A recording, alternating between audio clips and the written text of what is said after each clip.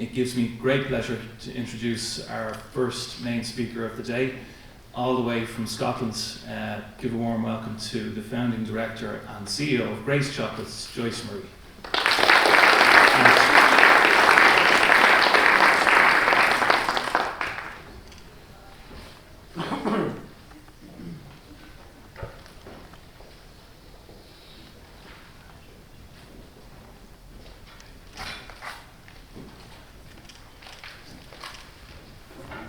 Thank you, Gareth, and excuse me, it is a great honour and pleasure to be here today, so thank you for the invite to be here and for this opportunity. Have you ever met somebody, maybe met somebody today, and one of the things they'll ask you is, what is it you do? In marketing, it's sometimes called the elevator pitch. How long it takes you to tell your story and the time it takes you when you meet somebody in an elevator. For me, that depends whether you're going to the first floor or whether you're going all the way top of a very large building. If we meet and we're maybe going, I'm getting off at the first floor, I might say to you, I work in an office, and that's fine, that does it. I get off, and we're good. If we're going a bit further, I might tell you that we support women who have touched the justice system in Scotland. We support them towards fulfilling their potential. And we do that through the making and selling of high-end chocolates we brand as Grace Chocolates Changing Lives. We use the vehicle of the high-end chocolate making to engage with the women, supporting them to upskill workplace and life skills while they build their self-esteem and their confidence as they journey towards reaching their potential. If we're going a bit higher, I might then tell you that we offer a wraparound service for the women. We offer 4 services. 2 we deliver online, and 2 we deliver in person at our premises in Stirling, which is in central Scotland. The services we deliver online are RISE, our mentoring programme, and our health and wellbeing programme. And we started them during COVID because they're delivered online. We've kept them going because it helps bring down some of the barriers, particularly in accessing our services. Our other programmes are our work experience, where women can join us on regular production days and they get involved in the kitchen making the chocolates. And there's also our Making Positive Changes programme, which is a 6-week programme. 2 days a week the women come along and they learn life skills and work on personal development. We work with women who are coming towards the end of their sentence and still in custody. We work with women who are living now in the community, who have been in prison, and we also work with women who have received non-custodial sentences, for example, community placement orders. We will work with women with addictions as long as they are actively engaging with the appropriate professionals. So that's all well and good, but what difference are we making? And how do we know we're making a difference? What's our social impact? To help put that into context, let's have a look at the social impact from the other perspective. What's the impact when the women touch the justice system?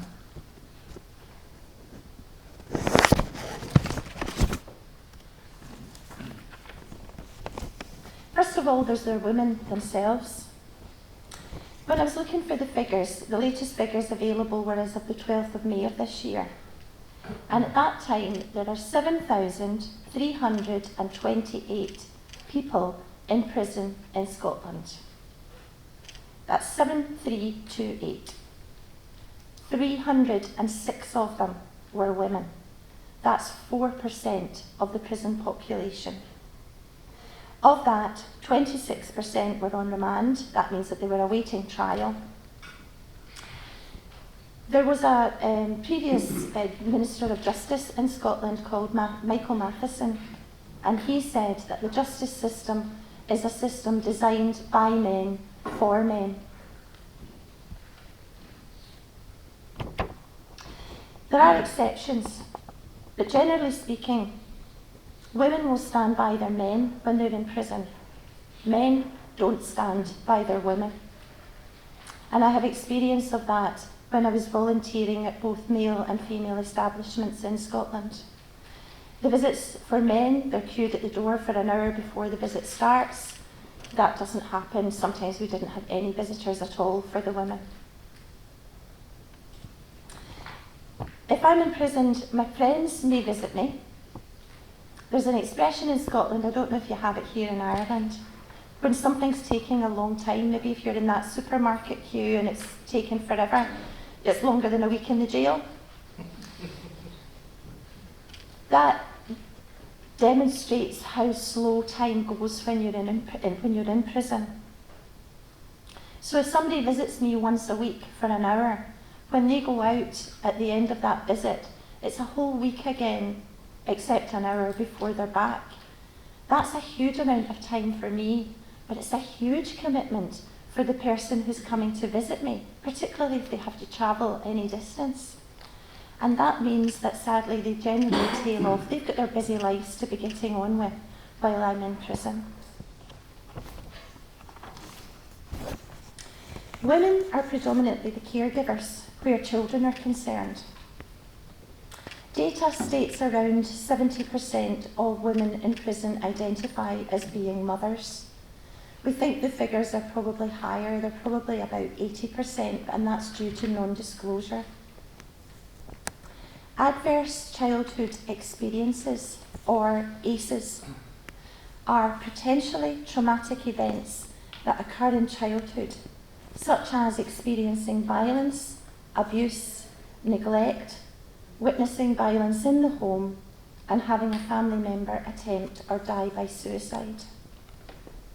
Also included are aspects of the child's environment that can undermine their sense of safety, stability, and bonding, such as growing up in a household with substance misuse, mental health problems, or instability due to parental separation or imprisonment of a parent. ACEs can have a lasting effect on the child's health, behaviours, and life chances. When you take into account 80% of women in the justice system are living with addictions, the same number are living with mental health challenges, and the same number have or are living with abuse, you begin to see how we're notching up the ACEs, and the more ACEs there are, the poorer the outcomes are likely to be for the child. Then we have the family, kinship carers, grandparents, or in one case that we know of, great-grandparents, who take on the responsibility of bringing up the child or children while mum's in prison. Can you imagine being in your 70s and taking on the responsibility of bringing up a young child or a teenager? There's the effect on housing. If I'm arrested and charged, I can wait on remand. That means I'm in prison awaiting trial. The sheriff has decided that it's safer for me or for others to serve my time in prison awaiting my trial. During that time, I'm not working, so I lose my job because no employer is going to keep my job open for me for perhaps 9 or 12 months. I've no money, so I lose my home, my car, anything else that I'm paying up, my phone contract. The landlord, if I'm not paying my rent, they're not going to keep that property for me. So what they do is they hire a skip, and they do that. Everything goes in the skip. Unless I have somebody who can retrieve my possessions for me, my passport, my driving licence, my bank cards, birth certificate, proof of ID, photographs, trinkets, memories end up in the skip. When I'm released from prison, I then need housing, furniture, and furnishings. We have women who tell us that they would rather sleep on the streets than sleep in the hostels that they're allocated. Then there's the effect on healthcare. 80% of women in the justice system are living with poor mental health. If they didn't have anxiety and depression before they went into the justice system, they certainly do by the time they leave it. That is a draw on resources of doctors, mental health practitioners, pharmacists, and that's before we take into account the cost of the medication. And then there's the wider effect on society. In Scotland, the latest figures available calculate it costs on average, and I've done my sums here, I've converted it to euros because I know it in pounds, 74,000 euros to convict and imprison a woman. And remember, that's an average. It then costs a further 50,000 euros for every year she remains in prison. That's 124,000 euros of your money, the taxpayer. You're paying for it. Figures vary depending on which report you read, but it's round about 35 to 45% of people who are released from prison reoffend and are reconvicted within a year. That's a lot of money by anyone's standard. And that's before we look at the cost to the victims and survivors of crime. So how do we know we are making a difference when we are delivering our services? We have outcomes for each piece of funding, and we have our own outcomes as an organisation. And we take evaluation certainly before and after each piece of work, and usually during as well. We use SurveyMonkey, evaluation stars, one-to-one conversations, and Bertha. Meet Bertha. We can use Bertha electronically, or we can use her in person. We put her on a flip chart, and we give the women the participants of the piece of work, we give them post-it notes, and they can put as much or as little as they want, and they can add on as many as they want to Bertha's head for things that they have learned, to her heart for things that they have felt, in her handbag for things that they're taking away, and the bin for things that they want to get rid of. In the bin, we have had yoga. They didn't like yoga. We don't do yoga. They've also put in the bin self-doubt, anxiety. Feedback in the handbag has included self-belief, self-confidence, and new skills. We gather feedback both quantitatively and qualitatively, and we use the feedback in developing the programs that we deliver, hence why we don't do yoga anymore. So that's the outcomes. But what wider input are these outcomes having? How does that relate to the negative impacts on society we talked about earlier? 3 things help break the cycle of reoffending: family relationships, a home, and a job. If we had met in an elevator 6 years ago when I was starting up this organisation, and you asked me what it is I do, I would have said, we support women towards employment. Oh boy, was I naive. I thought we would provide workplace training, the women would earn their food hygiene certificate, I would give them a reference, boom bam bosh, job done, next. It didn't work like that. Women with convictions have complex needs. 80% are living with addictions. 80% are survivors of abuse. 80% are living with poor mental health. And that's before we take into account the 99.9% of women that I've met who are living with so low self-esteem and low self-worth. Maslow's hierarchy of needs tells you you won't turn up for the work in the morning if you don't know where you're putting your head tonight, or if you don't know where your next meal's coming from. We need to provide a holistic, wraparound service that offers a raft of care and support that the women can access when they choose, in their own time, and for as long as they need. Get your buzzword bingo cards ready. Here we go. When we are working in a holistic, person-centred, gender-specific, trauma-informed way, that's when we see real positive outcomes and real social impact. Let me translate that last sentence into a bit easier English to understand. Who knows better than ourselves about ourselves? Sometimes we need support and help to guide us to come up with the answers, but they're our answers to our challenges, and they're our solutions. When we listen to what the women have to say, when we deliver services designed to meet their needs, when we give them space and time for healing, when we give them respect, when we are kind, that's when things happen and we see real social impact. There are organisations who calculate monetary terms the social value. There's data that will tell you how much it costs for a doctor's appointment. A 9-minute appointment costs €50. It tells you how much it costs to keep a child in care for a year.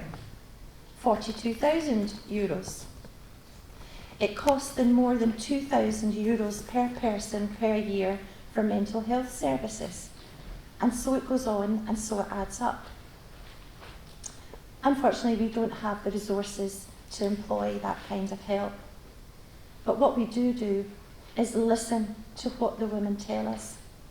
And we keep in touch with the women as they carry on with their journey. Let me tell you about two of the ladies we have supported. Shona and Isabel, not their real names. Shona had a very successful professional career. She lived in a townhouse in the best part of town, she had a lovely car, and she travelled internationally. Then life got in the way and she ended up in the justice system. She lost her home, she lost her friends, she lost her self-respect and her self-worth. As many of the women do, she began engaging with our online health and wellbeing programme. Many of the women use that as an entry to our systems because it's safer for them. It gives them an opportunity to engage from their own home without, to suss us out, to work out who we are and how we do things. She then took part in our Making Positive Changes programme before joining the mentoring programme. Shona has flourished. She's chosen one career, but her dream was to teach. Her criminal conviction now makes teaching children impossible. However, through our mentoring programme, she began to realise her ambition, and she has trained to teach English to adult speakers of foreign languages. I'm going to try and not cry at this point. Not succeeding. Shona sent me photographs of pictures of her in Africa this week. She is out volunteering to develop a school and a hospital in Ghana. This is a woman who couldn't come into the room, who started engaging online. That's what gets me up in the morning, and it makes my heart sick, and it brings me to tears. So we'll move on quickly.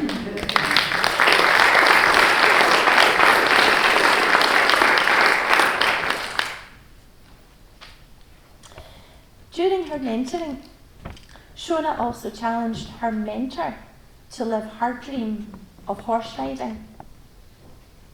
This lady is a retired professional. She was a very senior academic. She's retired, but she's now learning to ride a horse. Or as she says, two old nags plodding round a field. That's social impact. Shona's words. This opportunity and experience will be immense for gaining back my self-confidence and courage and hopefully moving forward in the future. You have done more for me than you know. I'm very excited to get to this point and hopefully further. And let me tell you about Isabel. Isabel was released from custody after serving a very long prison sentence. As she was coming towards the end of her sentence, she began to join us. She had earned day release under licence, and she was able to join us 3 days a week in our kitchen making the chocolates. That was in the lead up to Christmas 2019. She was awarded bail, she was granted bail in January 2020. And in her words, she went from one prison to another as COVID and lockdown hit in March 2020. The difference was this time she had no support network when she was living in a hostel. At the moment, Scotland's criminal justice system, the system for women, is going through a change. And because of those changes, Isabel wasn't able to access the support to learn how to cook and for independent living. So she lived on pot noodles and bread for weeks. She didn't know how to cook, she didn't know how to use a mobile phone, and she didn't know how to access the internet.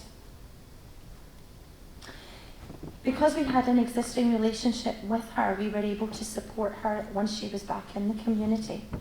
And we organised some clothes to be sent to her from her friends at SmartWorks, a charity in Edinburgh.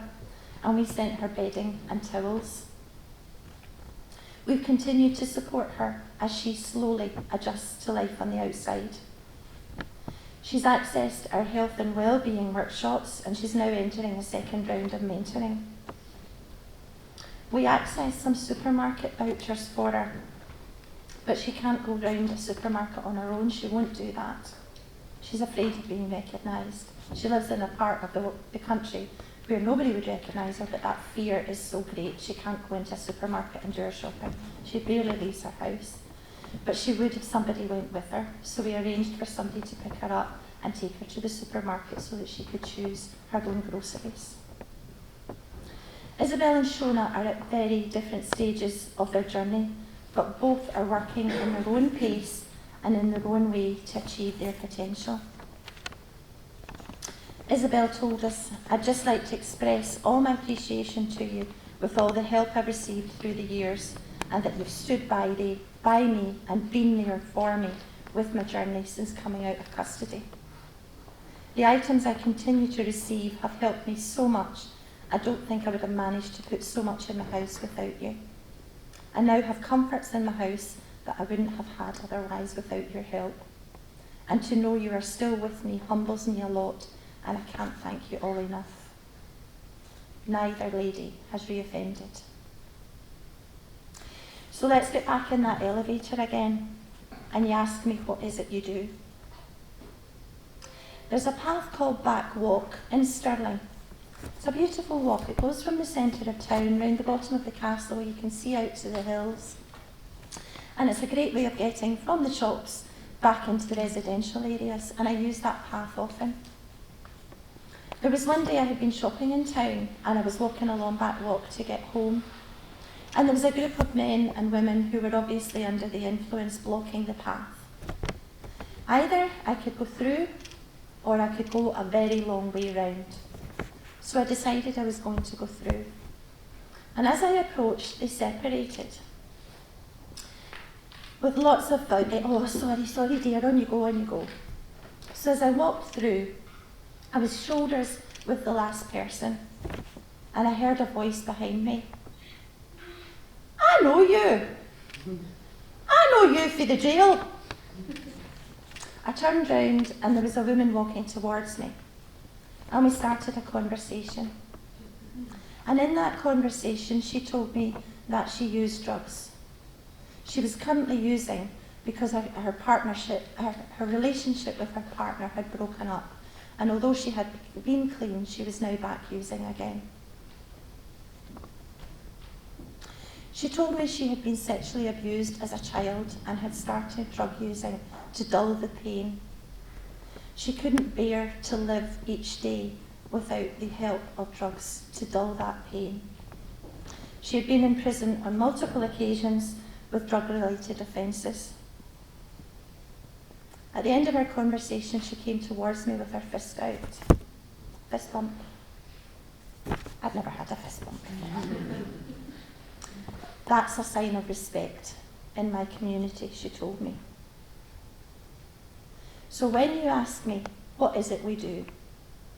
What we really do is we reach out to women with convictions who are living on the absolute margins of society. They are living in the darkest, loneliest places, and we go and we meet with them, and we shine a torch on a path that they can choose to use if they want to, when they want to make differences in their lives. And how do we know we're making a difference? Because the women tell us. I want to leave my final words with the women themselves.